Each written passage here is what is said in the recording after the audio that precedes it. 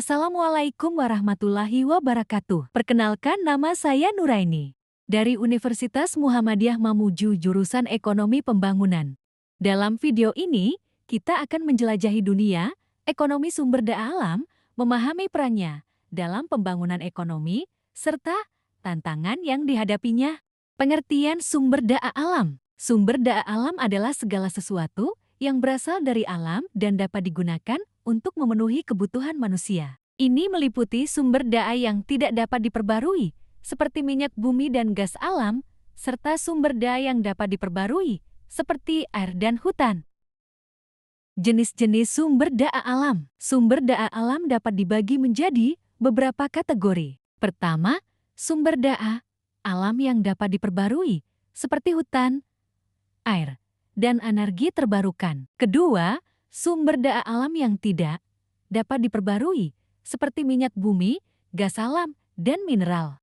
Peran sumber daya alam dalam perekonomian. Sumber daya alam memainkan peran penting dalam perekonomian. Mereka menyediakan bahan baku bagi industri, energi untuk aktivitas sehari-hari, serta peluang pekerjaan bagi jutaan orang di seluruh dunia. Misalnya, sektor pertambangan, perikanan, dan pertanian. Tantangan dalam pengelolaan sumber daya alam. Namun, pengelolaan sumber daya alam tidak tanpa tantangan. Salah satunya adalah eksploitasi yang berlebihan yang menyebabkan kerusakan lingkungan, deforestasi, polusi, dan penurunan kualitas sumber daya alam menjadi isu global yang harus dihadapi dengan kebijakan yang bijaksana dan berkelanjutan. Peran pemerintah dalam pengelolaan sumber daya alam. Pemerintah memiliki peran krusial dalam mengelola sumber daya alam melalui kebijakan yang tepat, seperti peraturan lingkungan hidup,